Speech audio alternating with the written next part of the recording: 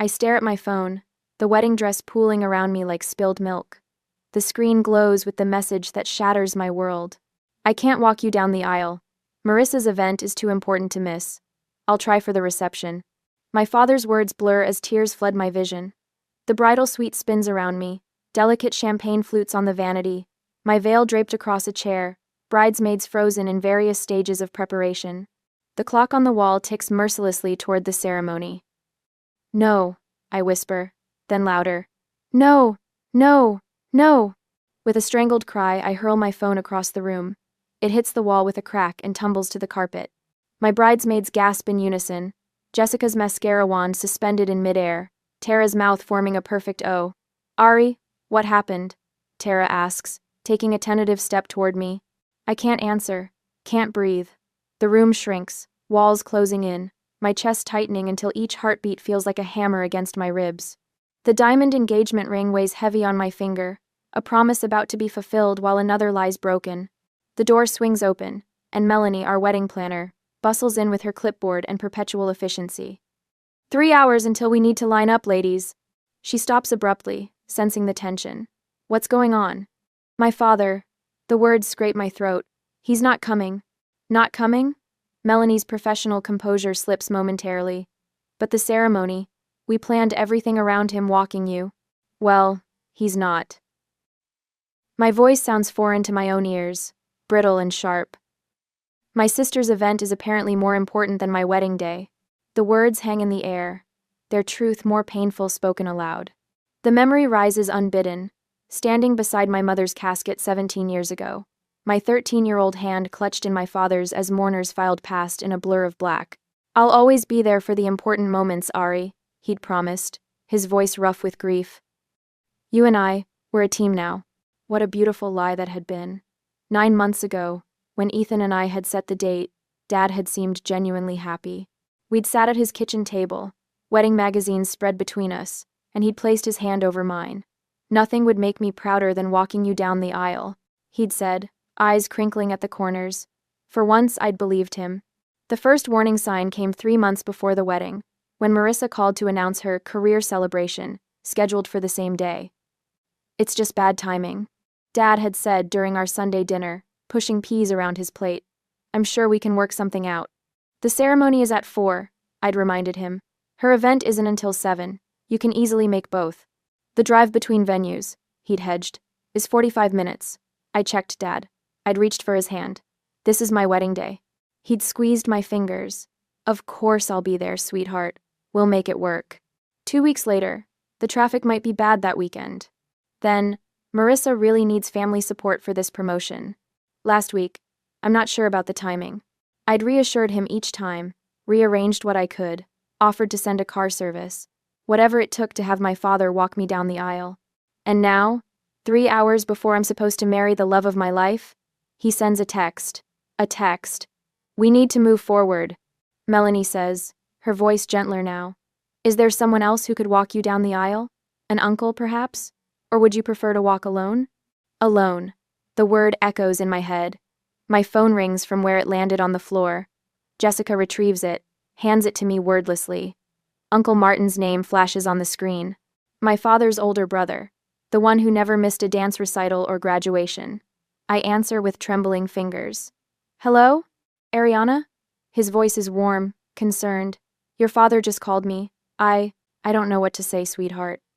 A sob escapes before I can stop it. He's not coming, Uncle Martin. I know. The anger in his tone is barely contained, and I'm so sorry. I close my eyes, tears tracking through my carefully applied makeup. I don't know what to do. The silence stretches for only a moment before Uncle Martin clears his throat. Would you allow me the honor of walking you down the aisle? Quote. Something breaks and mends simultaneously in my chest. You'd do that? In a heartbeat. His voice breaks slightly. I'll be there in 20 minutes, Ari. Don't you worry about a thing. I end the call and look up at the circle of concerned faces around me. Something shifts inside me, a realization that maybe family isn't always who you're born to, but who shows up when it matters most. My Uncle Martin is coming, I announce, standing straighter. He'll walk me down the aisle. And somehow, despite everything, I know I'll be okay. Uncle Martin's offer settles around me like a warm blanket. I stand straighter, feeling a flicker of hope spark to life in my chest. The wedding dress rustles as my bridesmaids exhale in collective relief. He'll be here in 20 minutes, I announce, my voice steadier than before. Jessica approaches cautiously, her phone clutched in her hand, mascara wand forgotten. Ari, there's something you need to see. The hesitation in her voice makes my stomach clench. What is it? She holds out her phone, screen illuminated with a text conversation between her and my sister. Marissa sent these to me by mistake last month. I wasn't sure if I should show you, but now. I take the phone with trembling fingers, the diamond on my left hand catching the light. The texts are dated 3 weeks ago. Marissa, Dad's still wavering about the wedding. Keeps talking about making it work. Jessica, he promised Ari though, right? Marissa, don't worry. I know how to keep Dad to myself on wedding day. Already working on it. Jessica, Marissa, that's terrible. It's her wedding. Marissa, oops, wrong Jessica. Delete this. Not for bridal party, Jessica. The room tilts sideways. I sink onto the vanity stool, the screen blurring before me. I should have shown you sooner, Jessica whispers.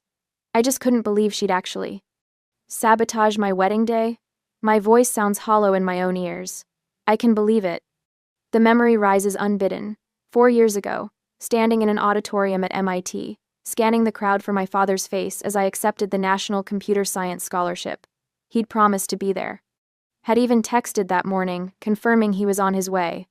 But the ceremony came and went without him. Later, he'd apologized profusely, claiming an emergency at work. It wasn't until months later that I discovered the truth through a casual comment from his assistant. Marissa had called, claiming I'd asked to reschedule his visit because I was too nervous to have him there. The pattern stretches back 17 years, to the raw days after Mom died. I was 13, devastated and adrift. Marissa, at 16, had swiftly positioned herself as the lady of the house, orchestrating family dinners, managing Dad's schedule, and systematically creating distance between him and me. She's been doing this for years, I say, more to myself than to Jessica, and he lets her. Tara wraps an arm around my shoulders. Your dad is an idiot, and your sister is worse. A knock at the door interrupts us. Melanie peeks in. Mrs. Carter is here. Ethan's mother? She's asking if she can see you. I nod, wiping hastily at my tears. Catherine Carter enters moments later, elegant in her pale blue mother of the groom dress. Her eyes widen at my tear-stained face. Oh, Ariana. She crosses the room and takes my hands in hers. Martin called me. I'm so sorry. The kindness in her voice threatens to unravel me completely. Since Ethan introduced us 2 years ago, Catherine has shown me more maternal understanding than I've experienced since my mother died. I don't understand why he'd do this. I confess, the words catching in my throat. Catherine sits beside me on the small love seat, still holding my hands. When I was 28, my father refused to attend my wedding to Gregory. He didn't approve of our interfaith marriage. Her voice carries the echo of old pain. I waited until the last minute, hoping he'd change his mind. Did he come? She shakes her head. No, and for years after, I kept hoping for his approval, rearranging holidays, making excuses for his absence at our children's birthdays. Her fingers tighten around mine. This isn't just about today, Ariana. It's about whether you'll let them keep breaking your heart for the rest of your life. The truth of her words lands like a physical weight. How many times had I rescheduled important events to accommodate Dad? How often had I swallowed disappointment when he canceled at the last minute for something Marissa deemed more important? I think of my first dinner at the Carters' home, how Gregory had pulled out my chair, how Catherine had remembered my favorite dessert from a casual mention months earlier, how their whole family had welcomed me with genuine warmth, showing me what real family support feels like. I've been chasing his approval my whole life. I whisper. And what has it gotten you? Catherine asks gently. Heartbreak. Disappointment. I straighten my shoulders, something resolute taking shape inside me. I won't let his absence ruin what should be the happiest day of my life. The clock on the wall shows we have 7 minutes until the ceremony should begin. 7 minutes to decide what kind of story today will tell. One of abandonment or of choosing happiness despite it. Martin will be here any minute, Catherine says, standing. Shall I help you fix your makeup? Before I can answer, my phone buzzes with a text from Ethan. Whatever you need today, I'm here. Even if that means waiting, I love you. Fresh tears spring to my eyes, but different ones. Tears of gratitude for the family I'm about to join, for the man who sees me clearly and loves me completely. I don't want to wait. I tell Catherine, this day isn't about who isn't here. It's about Ethan and me, and the people who chose to show up. Jessica and Tara exchange glances, relief evident on their faces. Melanie nods approvingly, already adjusting her timeline on her tablet. Have you ever had to choose between your own happiness and family expectations? I ask Catherine as she gently dabs concealer under my eyes. Many times, she replies, her smile both sad and wise. The day I stopped trying to earn my father's love was the day I truly began to live.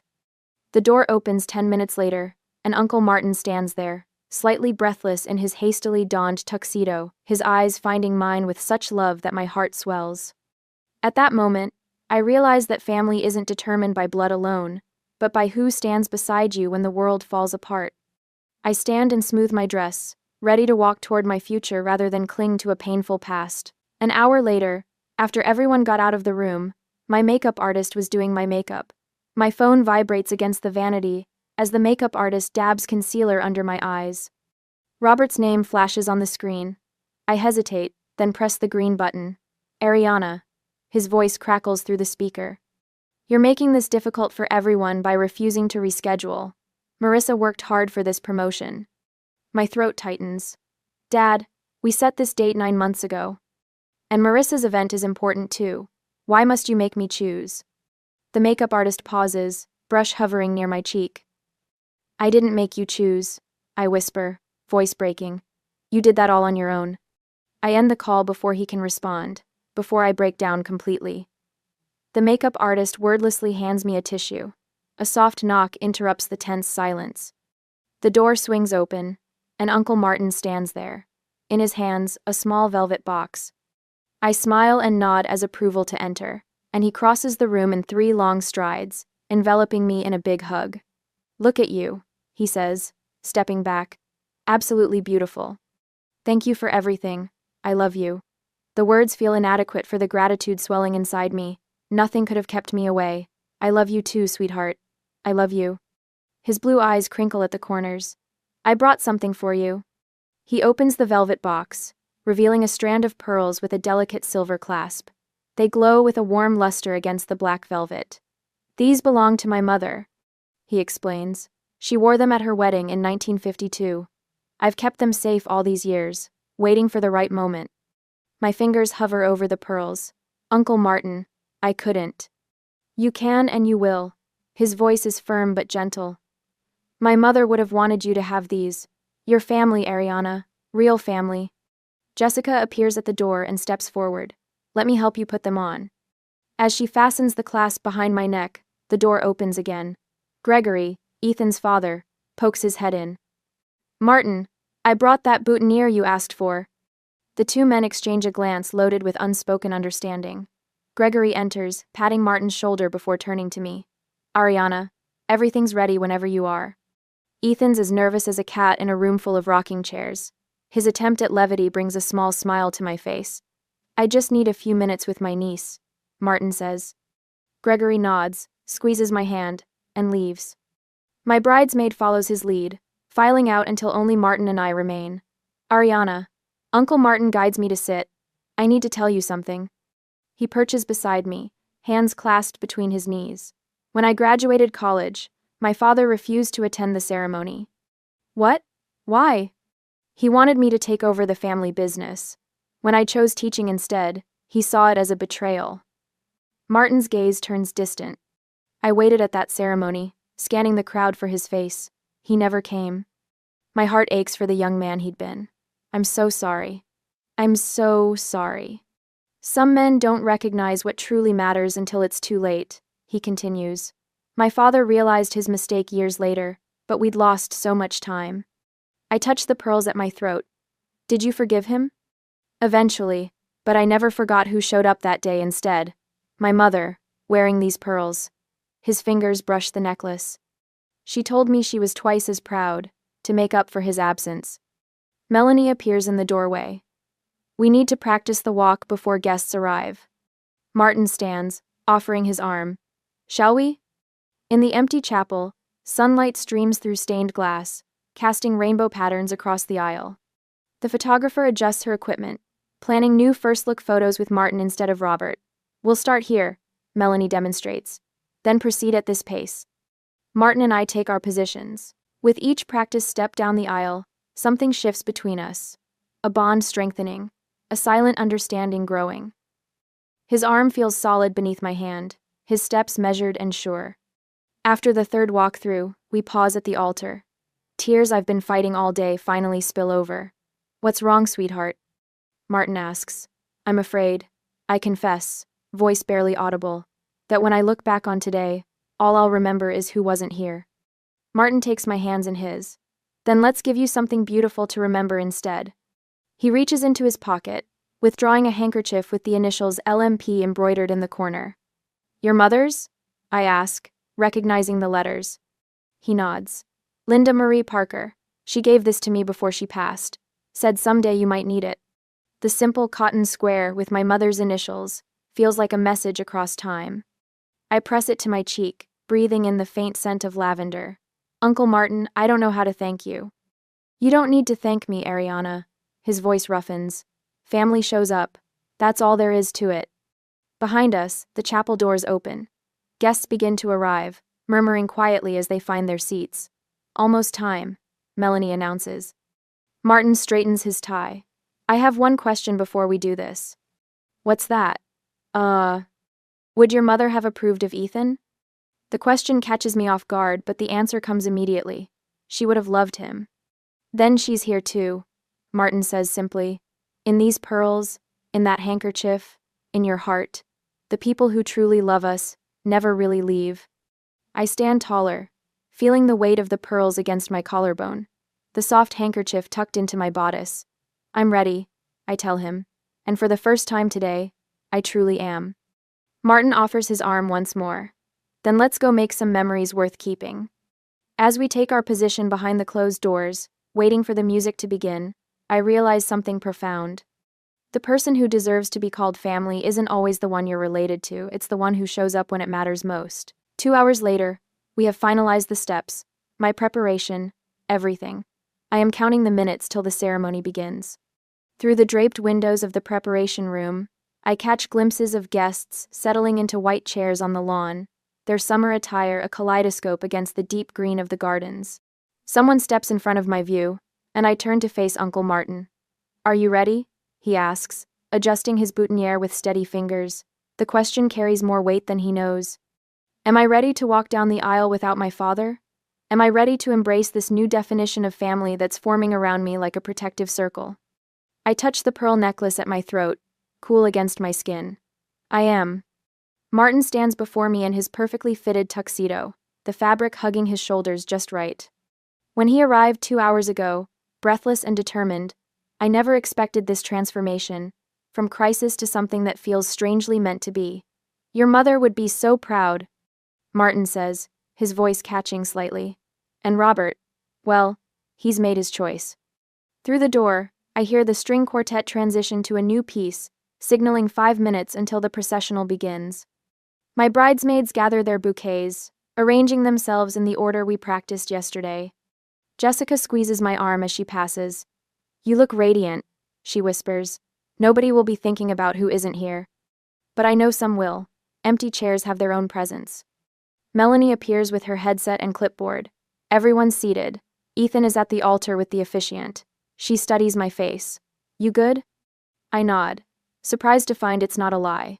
The devastation from earlier has transformed into something else. Not quite peace, but resolution. The doors open, and my bridesmaids proceed one by one down the path toward the ceremony space. Then it's just Martin and me, waiting for our cue. He offers his arm. I've never been more honored than I am right now, sweetheart. His eyes shine with unshed tears. Not in my whole life. The music shifts to the wedding march, my signal. We step forward together, emerging from the shadows of the estate into brilliant sunshine. The assembled guests rise in unison, faces turning toward us. The white rose petals lining the path flutter slightly in the breeze. Each step feels momentous, each breath a conscious choice. Martin's arm is solid beneath my hand, his pace perfectly matched to mine. Halfway down the aisle, I spot Ethan. His eyes lock with mine, and tears spill freely down his cheeks. Not tears of pity, no, something else entirely. Something that looks remarkably like gratitude. Next to him, his parents beam with unmistakable pride. Catherine, who showed up this morning and helped me with makeup and hairstyle, nods encouragingly. When we reach the altar, Martin turns to face me. The familiar scent of his aftershave, the same he's worn since I was a child, wraps around me like a memory. With all the love of family, chosen and given, he says, placing my hand in Ethan's waiting palm. The celebrant steps forward, her voice carrying across the garden. Welcome, beloved friends and family. We gather today to witness the joining of Ariana and Ethan in marriage. She pauses, her gaze warm as she looks between us. I want to acknowledge the special role Martin has played today. Some bonds are forged through blood, others through choice. Both can be equally sacred. A murmur of approval ripples through the guests. From the corner of my eye, I see several of my father's relatives shift uncomfortably in their seats. Let them. This moment belongs to those who chose to be present. The ceremony unfolds like a dream, vows exchanged, rings placed on trembling fingers, a kiss that tastes of promise and new beginnings. Throughout it all, Martin stands nearby, a sentinel of support. Later, at the reception, the DJ's voice booms across the ballroom. Ladies and gentlemen, please welcome Mr. and Mrs. Ethan Carter, escorted by their beloved Uncle Martin. We enter to thunderous applause, Martin's hand lightly at my back. The space transforms with twinkle lights and flowers, creating a canopy of stars above the dance floor. When it's time for the father-daughter dance, I feel a moment of dread, another tradition that highlights absence. But Martin steps forward, offering his hand. Just for a minute, he says, then your husband gets his turn. We sway to the opening verse of What a Wonderful World, his formal posture gradually relaxing. The tension I've carried all day begins to dissolve. Thank you, I whisper. No need for thanks among family, sweetheart, he replies. Ethan cuts in smoothly, spinning me away from Martin with practiced ease. Over his shoulder, I spot a commotion at the entrance. My father stands in the doorway, wearing a suit that doesn't quite fit right, scanning the room with anxious eyes.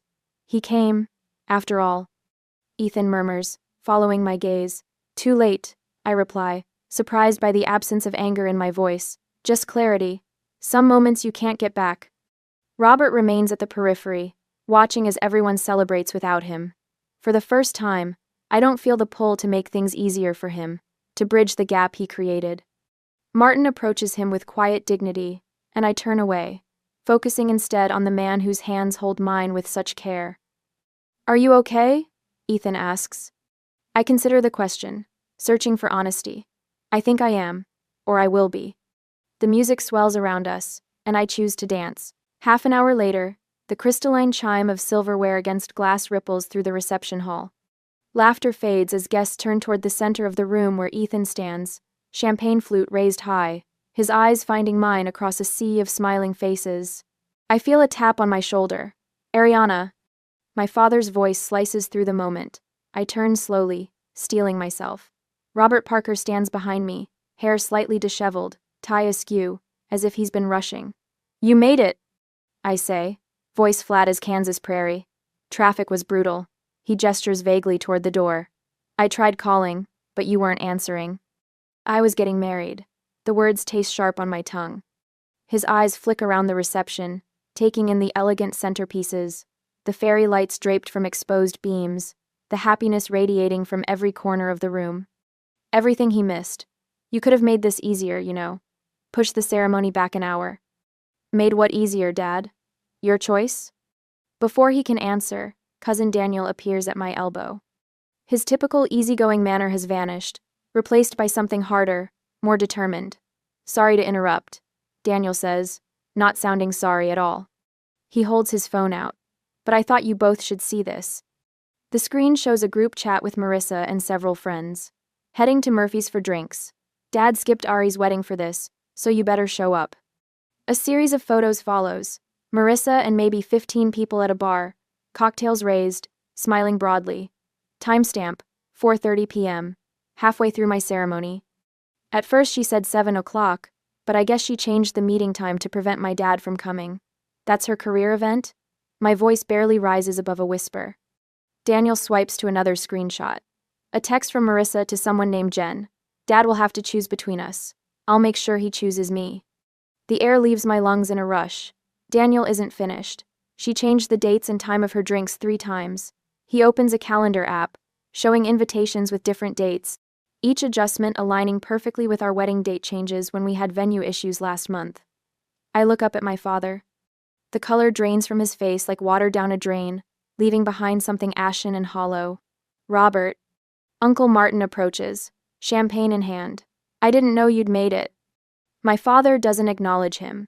His eyes remain fixed on Daniel's phone, on the evidence of his daughter's manipulation. I didn't realize. He begins, then stops. Starts again. Ariana, if I had known... You would have what? The question hangs between us like a physical thing. Shown up?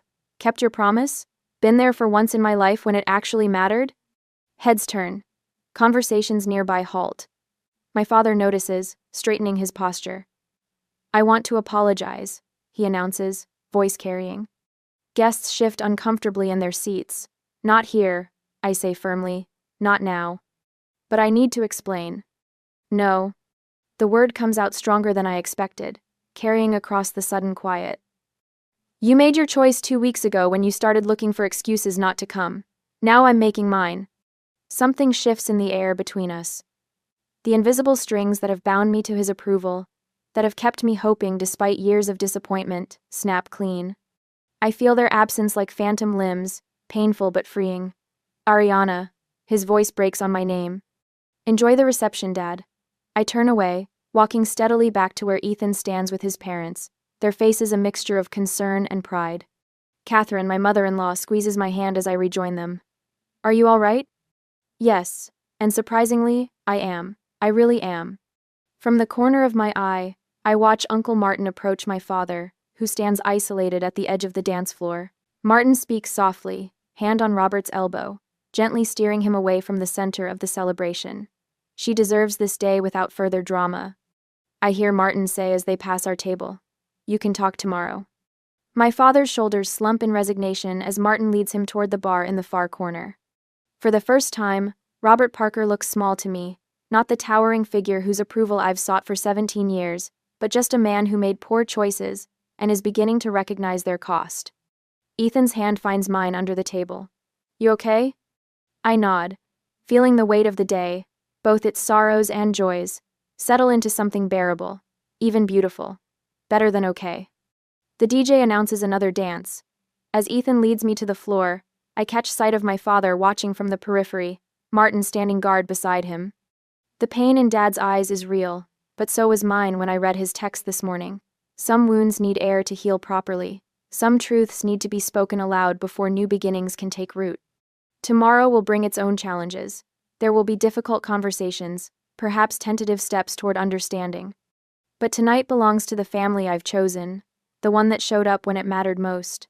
As Ethan pulls me close, I realize that sometimes walking away isn't an ending. Sometimes, it's the first step toward something better. A year later, the autumn sunlight streams through the bay windows of Ethan's parents' home, casting a golden glow across our anniversary celebration. I adjust the small corsage on my wrist, white roses, just like my wedding bouquet, and smooth my hand over the slight swell of my belly.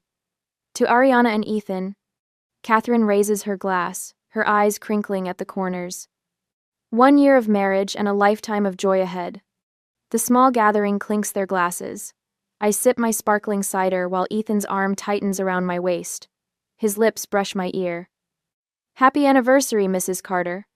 Gregory unveils a photo album, and we gather around the coffee table. Thought you might like to see how much family we've packed into 1 year. The pages turn, revealing our journey: Thanksgiving dinner with all of us crowded around this same table. Christmas morning with Uncle Martin teaching Ethan how to properly carve the ham. Easter with me awkwardly showing my father where we keep the good plates. Each photo captures a moment of our expanding definition of family. Remember when Robert almost set the grill on fire during the 4th of July? Gregory chuckles.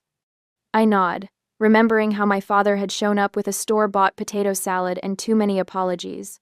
The The monthly dinners started small, just coffee at first, then proper meals. Each one a brick in the rebuilding of something I wasn't sure could be saved. Has Marissa called recently? Catherine asks, her tone careful. Not since she moved to Florida. I keep my voice neutral. She sent a card when we announced the pregnancy. That's something, I suppose. Uncle Martin clears his throat from the armchair by the fireplace. He's aged this past year, the lines around his eyes deeper, but his smile remains steadfast. I have something for you both. From beside his chair, he produces a package wrapped in tissue paper. My fingers tremble slightly as I unwrap it, revealing a delicate baby blanket in soft cream yarn. Alice knitted it before she passed. Martin says, his voice thick. Said it was for the next generation, whenever that might be. Seems the time has come. I trace the intricate pattern, thinking of Martin's wife I never met but whose legacy touches me still. It's beautiful, I whisper. The doorbell rings, and Ethan returns moments later with my father. Robert stands awkwardly in the doorway, clutching a weathered photo album. Sorry, I'm late, he says, his eyes finding mine. Traffic on the bridge was backed up. An old excuse that once would have twisted my heart. Today, I simply nod. We're just looking at photos. Join us? He settles on the edge of the sofa, opening his album. I found these yesterday. Thought you might want to see them. Inside are photos I've never seen my mother pregnant with me, her hand resting on her belly just as mine does now. I'm sorry I wasn't there when it mattered most, he says quietly. I can't change the past, but I'd like to be here for your future, for my granddaughter's future. I don't promise immediate forgiveness, but I take his hand, one day at a time. Later, as we gather for a group photo, I find myself between worlds, Ethan's steady presence on one side, Uncle Martin's gentle guidance on the other, my father hesitantly joining our circle. I place my hand on my growing belly, feeling the slight flutter that might be a kick or might be my imagination. Our daughter will know what real family loyalty means. I tell Ethan as Catherine adjusts the camera timer. The shutter clicks, capturing this moment of redefined family, some bound by blood, others by choice, all connected by the promises we choose to keep. I've learned that family isn't just about who raised you. It's about who shows up when it matters most. And sometimes, if you're lucky, it's about who gets a second chance to show up right.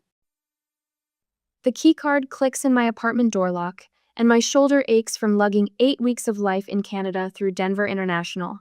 Home smells exactly like I left it, coffee beans and lavender air freshener. But something's wrong. Aunt Paula stands in my living room, her pearl necklace catching the afternoon light. Welcome home, dear. Her smile stretches too wide, like a rubber band about to snap.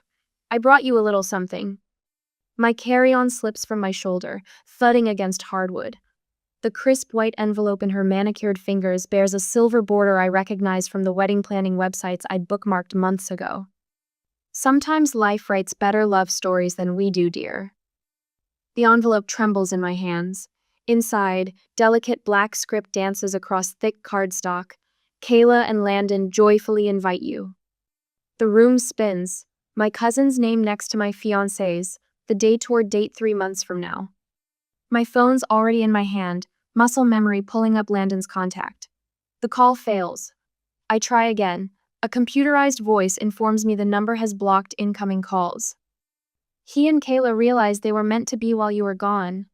Paula perches on my couch, the sage green one Landon and I picked out last Christmas. These things happen for a reason. Our engagement photos mock me from every wall. Landon and me at Garden of the Gods, his arms around my waist, my head thrown back laughing, us building a snowman at Winter Park. The ring me grandmother's diamond reset in rose gold still sits on my nightstand where I left it before my flight. I'd been paranoid about losing it during training. The certification program was important for your career. Paula's voice drips honey-coated venom, but Landon needed someone present. Someone supportive. 5 years together flashed through my mind. The nervous coffee date where he spilled his latte all over his khakis. Moving in together after 2 years, his ancient futon crammed next to my IKEA furniture.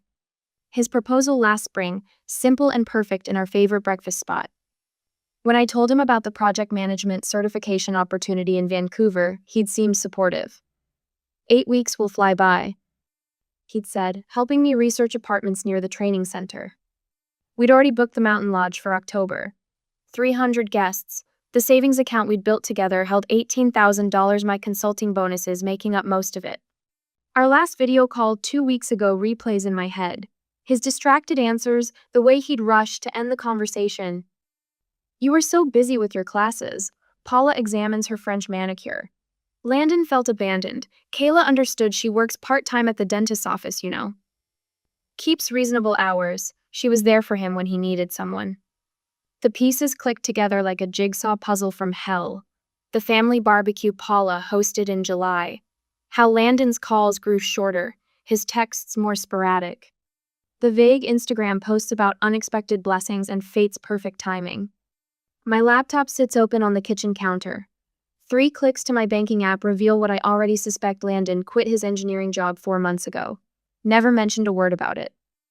Kayla won't abandon him for a career like you did. Paula stands, smoothing her linen pants. She knows what matters in life. The lock clicks behind her with quiet finality. I sink to the floor, surrounded by the life I thought I was coming home to. The future Mrs. and Mr. Sign on the fridge. The wedding planning binder bulging with vendor contracts. Our vacation photo wall laughing at my stupidity. My hands shake as I pull the frames down one by one. Each happy moment becomes a lie in reverse. The snowman photo cracks as it hits the trash bag. Morning light creeps through the windows as I seal the last box of memories. My eyes burn from crying, but my spine straightens with each item packed away. They can have each other. I won't fight for someone who couldn't even face me with the truth. I won't fight for any of it at all. The phone rings at 3 a.m. at the dawn. Mom's number flashes on my screen and my stomach drops. She never calls this late unless something's wrong. Your father had words with Paula tonight. Her voice carries decades of exhaustion. There's something you need to know about your aunt. I sink onto my couch, surrounded by half-packed boxes of my former life. What happened? Remember how I met your father? A long pause fills the line. Paula saw him first at the county fair. She spent weeks telling everyone they were practically dating. My fingers traced the familiar pattern of my grandmother's quilt. But they weren't? Not even close. She waved to him at the Ferris wheel once. Mom's laugh holds no humor. When he asked me to dance at the Harvest Festival, Paula didn't speak to me for months. The pieces clicked together like a jigsaw puzzle in reverse, each connection revealing an uglier picture. She's still punishing you through me, isn't she? Paula married Frank Thompson 6 weeks after your father and I got engaged. Everyone knew she did it to prove something. Mom's voice breaks. When Frank left her with a 2-year-old Kayla, your father helped her make rent. He's been sending her money every month since then. The room spins. I grab a pen, needing something solid in my hand. Every month? For 25 years? $500, like clockwork. Papers rustle in the background.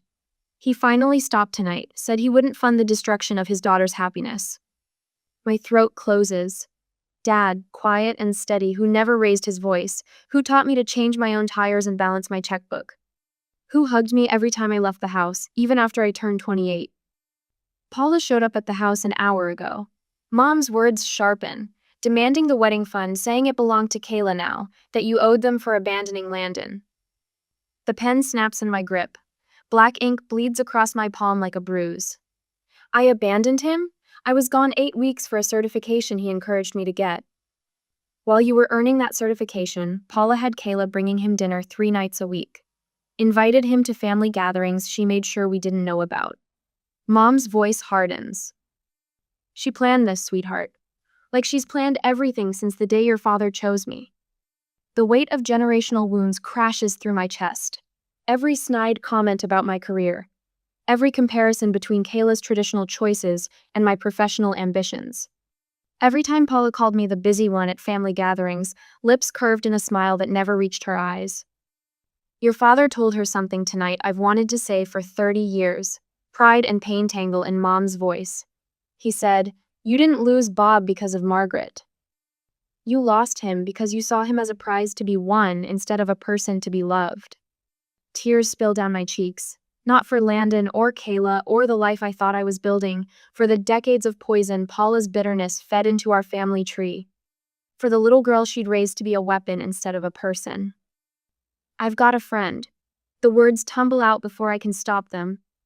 Sarah from the consulting firm. She's got a spare room in Seattle. Seattle? Mom's breath catches. That's so far. I need far right now.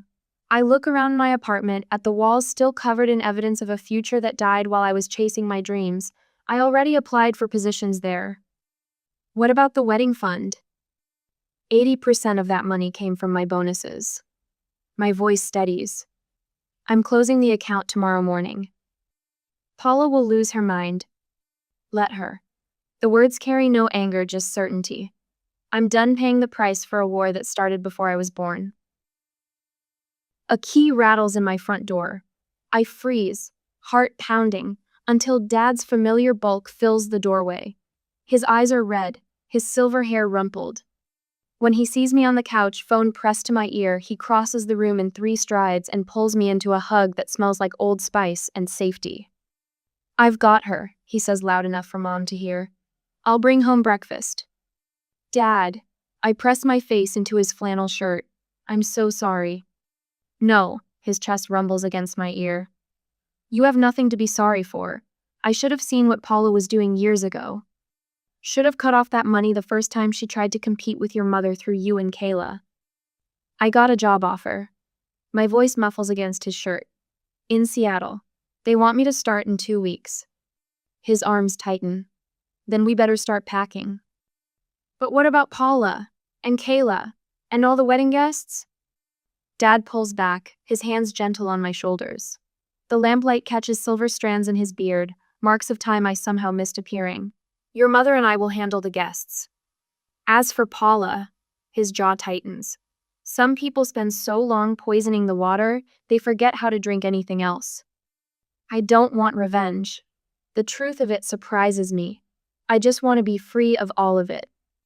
Then that's what we'll give you. He reaches into his jacket and pulls out a thick envelope. But first, I think you should read this. Bank statements spill across my coffee table. 30 years of canceled checks to Paula Thompson. Notations in my father's careful handwriting. Rent payments, car repairs, Kayla's braces. Summer camps, college application fees. I kept track of everything.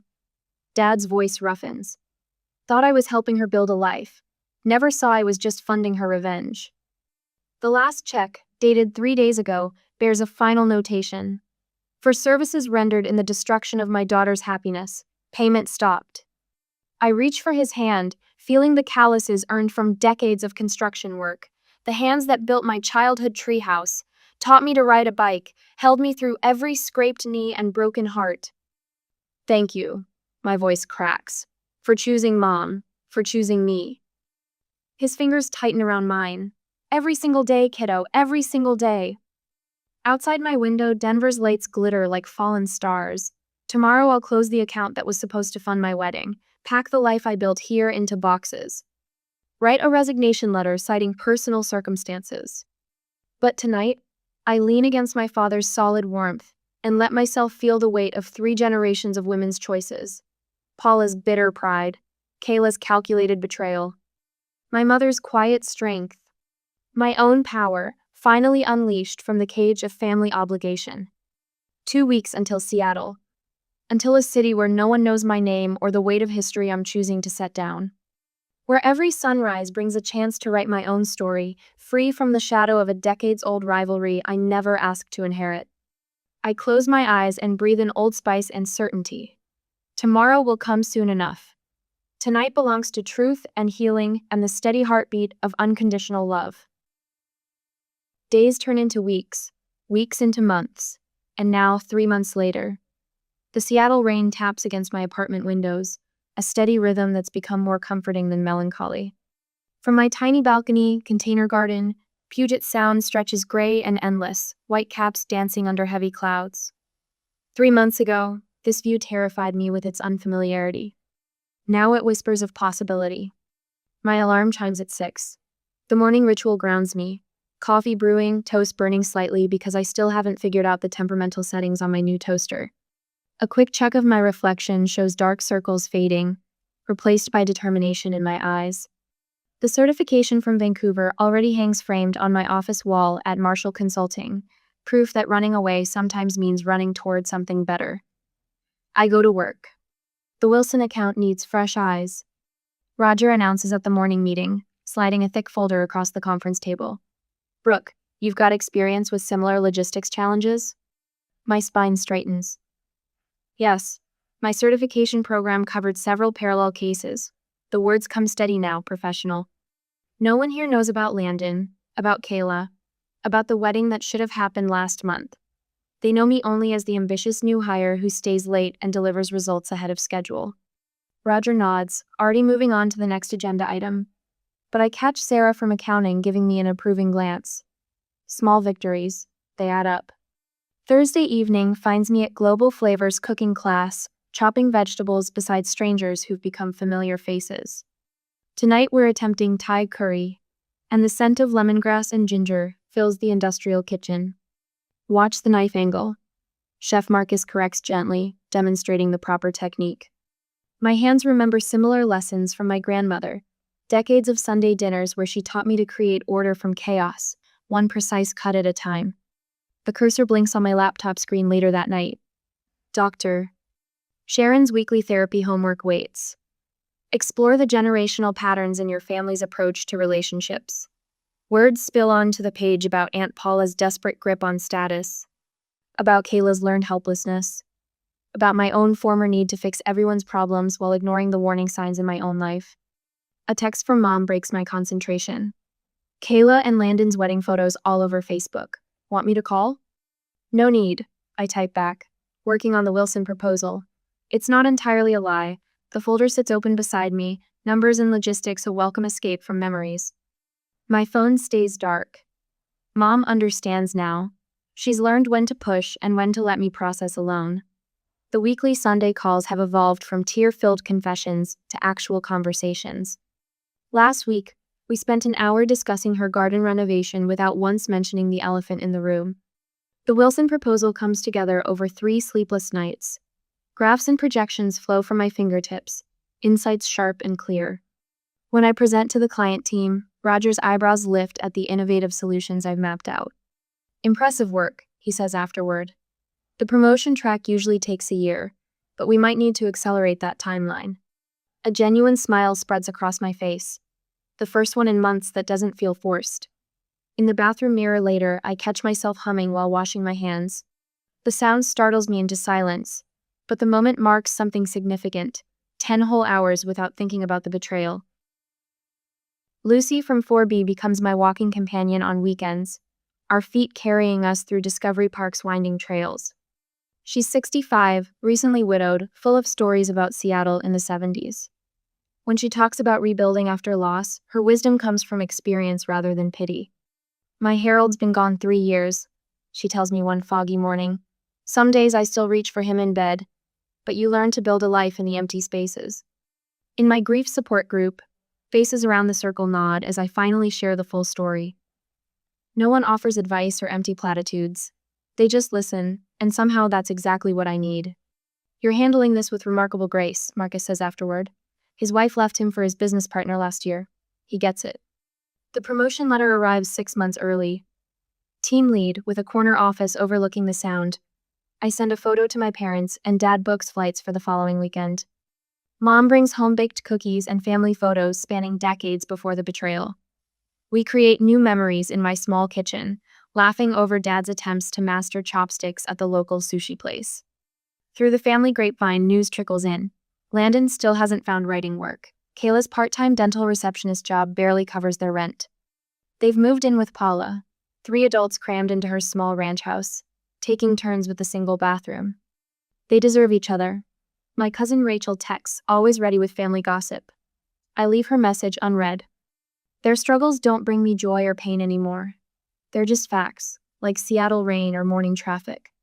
At night, I water my growing collection of plants, herbs in the kitchen, succulents in my bedroom, a temperamental peace lily by my desk, green things that thrive or die based on the care they receive. No complex emotions, no hidden agendas. Just honest growth, one leaf at a time. My therapy journal fills with insights about patterns broken and boundaries built. Dr. Sharon notes my progress. the way I've stopped apologizing for my career ambitions. Success is the best revenge, she says, then catches herself. Though I suspect you're past wanting revenge at all. She's right. The woman who drove away from Denver with a broken heart and a U-Haul full of shattered plans doesn't exist anymore. In her place stands someone stronger. Someone who understands that walking away from toxicity isn't cowardice, it's courage. The rain against my windows has become a lullaby.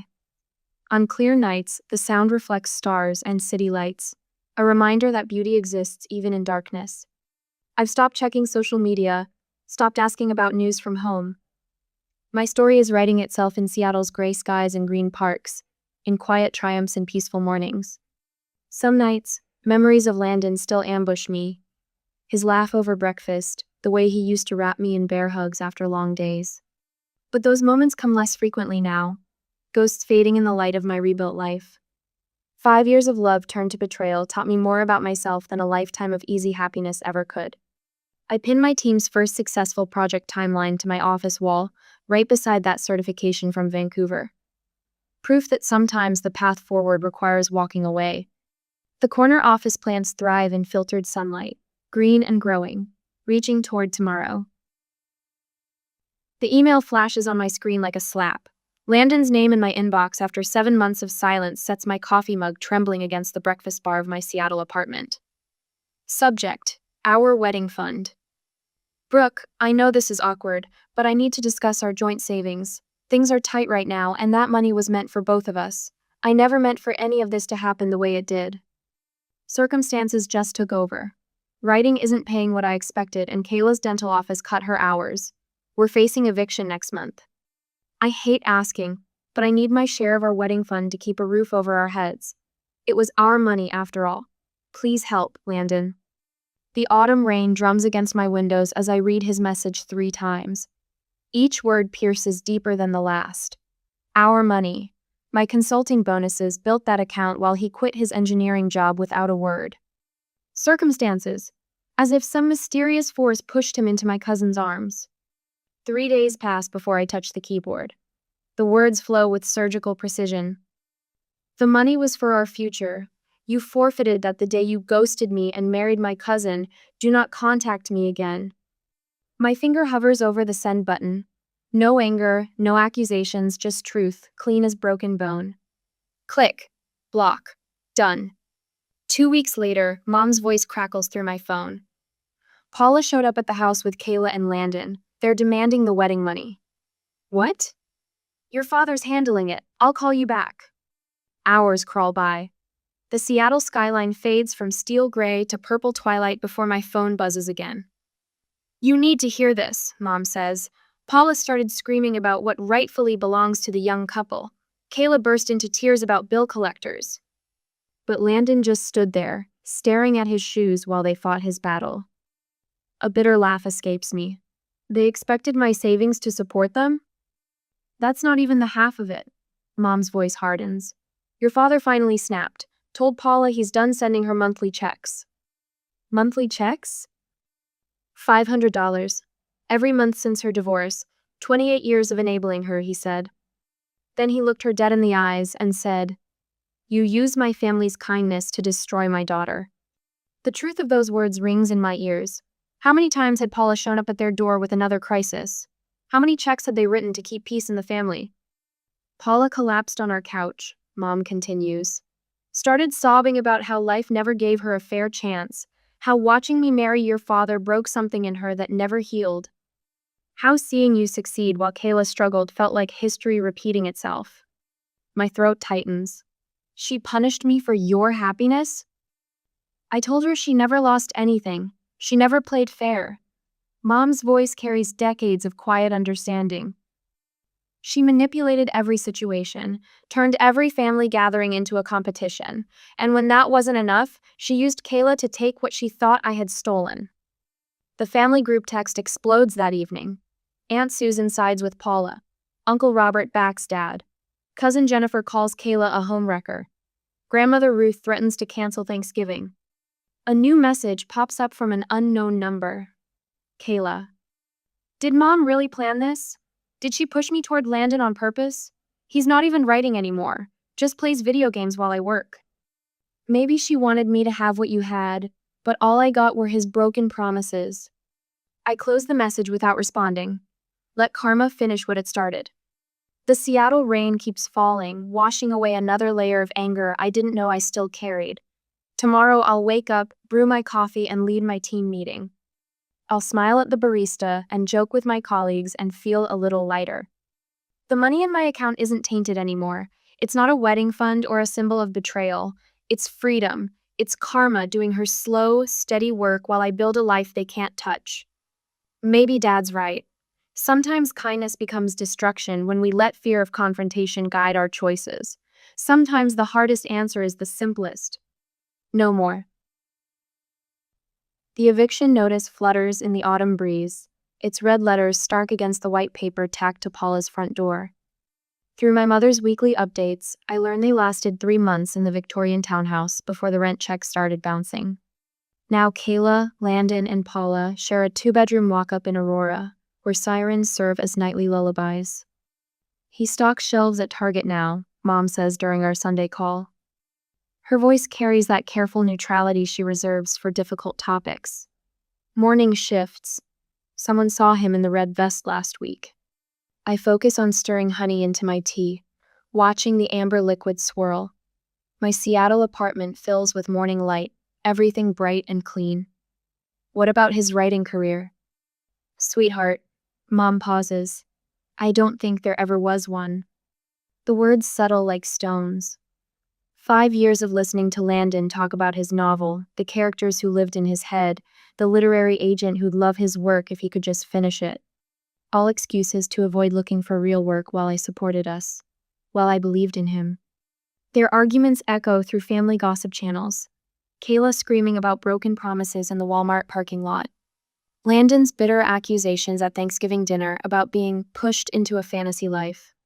Paula's constant presence in their tiny apartment driving final wedges between them. Remember when your father proposed to me instead of Paula? Mom's voice softens with old memories. She married Tom Richardson 2 months later. Never loved him, just wanted to prove she could get a husband too. A familiar story, but the parallels strike harder now. Tom left after 3 years. Paula's been chasing security through other people ever since. I watch a ferry cut through Puget Sound, sunlight sparking off waves. Did she ever apologize to you? No. Mom's laugh holds no bitterness. Paula doesn't apologize, she justifies. The truth of this plays out in real time. Paula starts calling relatives, voice thick with tears, asking for loans. When they refuse, she tries my grandparents. Their response travels through the family grapevine, with lightning speed. Not until you apologize to Brooke, Grandma Ruth reportedly said, and mean it. My father's monthly support checks to Paula stopped. He'd sent them ever since her divorce. $500 of guilt money, paid in silence while she slowly poisoned our family bonds. The isolation hits Paula hardest. Thanksgiving invitations dry up. Christmas card lists shrink. Family members stop accepting her calls. Meanwhile, my own quiet success speaks volumes. Team leader, at 28. A corner office with a view. Respect earned through work rather than manipulation. Your cousin's starting to see it, Mom tells me one Sunday. Kayla mentioned going to therapy, says she's recognizing patterns from childhood. I think of Kayla's tearful face in old photos, Paula's hand always gripping her shoulder.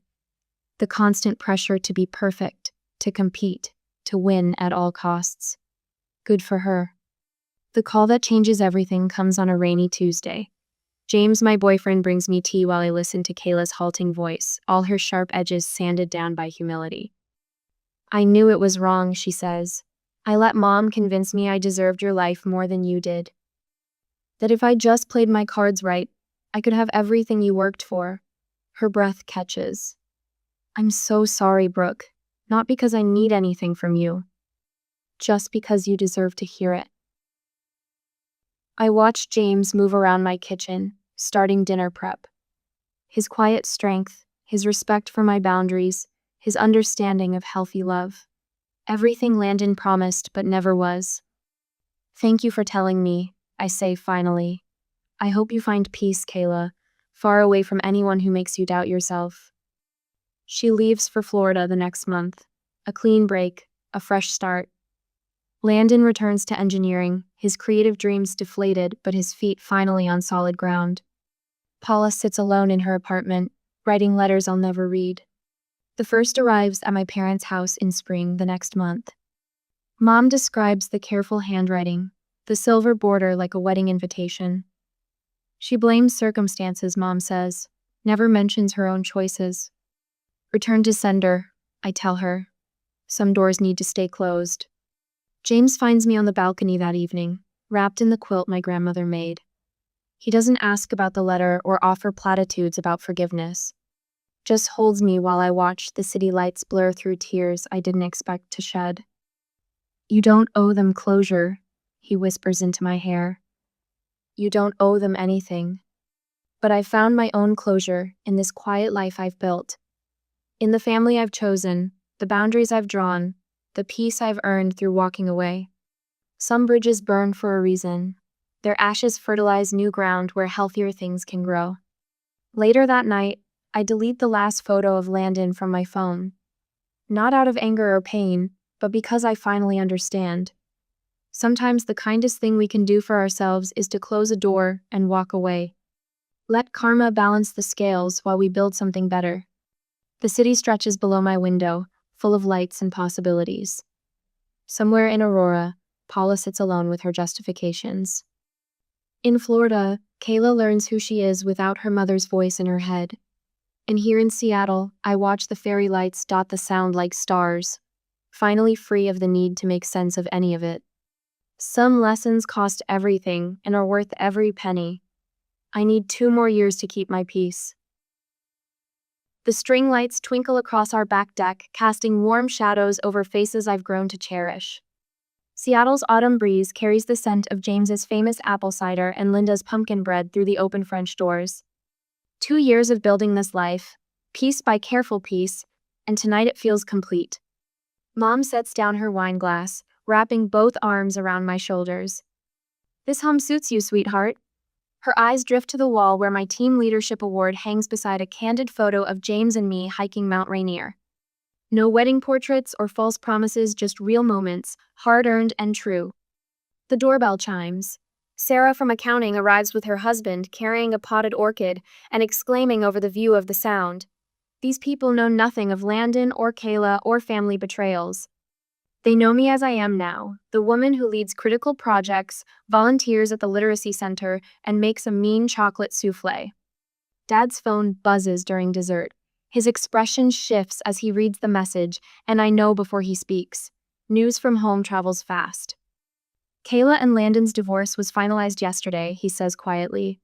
She's moving to Boston next month, teaching job at a private school. I pass him the coffee pot, steady-handed. I hope she finds what she's looking for. The words hold no bitterness. How could they when losing everything led me here? When that betrayal pushed me toward a life so much richer than the one I'd planned. Later, after the last guest leaves, I find an email from Kayla waiting in my inbox. My finger hovers over delete, but something in the subject line, truth, finally makes me pause. I owe you an explanation, she writes. Mom orchestrated everything, but I let her. I wanted to believe Landon was my soulmate because it meant Mom's dreams for me would finally come true. We were never right for each other. The marriage was a mistake from day one.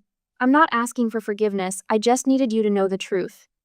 James finds me on the balcony that night, wrapped in the soft throw blanket he bought for my birthday. His arms slide around my waist, and I lean back against his chest, watching lights flicker across the water. Penny for your thoughts? His voice rumbles against my shoulder. Kayla emailed. She's starting over in Boston. I turned to face him. She apologized, sort of. And how do you feel about that? I consider the question, tasting it like wine. Peaceful, her choices aren't my burden anymore. He nods, understanding without pushing. This man who entered my life when I'd stopped looking for love, who builds furniture in our garage and reads history books before bed. Who proposed with a simple sapphire ring because he knew diamonds carried too many memories. Speaking of choices, he says, I've been thinking about our wedding guest list. My lips quirk. Let me guess, you're wondering if we should invite Kayla? The thought crossed my mind. You seem lighter since reading her email. Forgiveness doesn't always mean reunion. I traced the anchor tattoo on his forearm. I wish her well, but that chapter's closed. 2 weeks later, the phone rings Dad again. My heart clenches at his tone. Paula's in the hospital, he says. Aggressive breast cancer. Your mother thought you should know. The old me would have booked a flight immediately, rushing to a bedside where I wasn't wanted. But I've learned about boundaries, about the difference between compassion and martyrdom. I'll send flowers, I tell him. The good kind, from that shop she always bragged about. I hung up. After the dinner that same night, James and I stood at the railing, watching the moon paint silver paths across the water. Tomorrow, I'll place the flower order. Tomorrow, I'll start planning our small wedding, surrounded by people who've earned their place in our story. Tomorrow, I'll call Mom and share more of the wisdom we've both gained about breaking cycles of hurt. But tonight, I savor this moment, the warmth of James beside me, the life we're building, the quiet certainty that sometimes losing everything shows you exactly what you need to keep. The breeze carries a whisper of wood smoke from somewhere down the hill. I close my eyes, breathing in the scent of autumn and possibility. Some lessons cost everything and are worth every penny.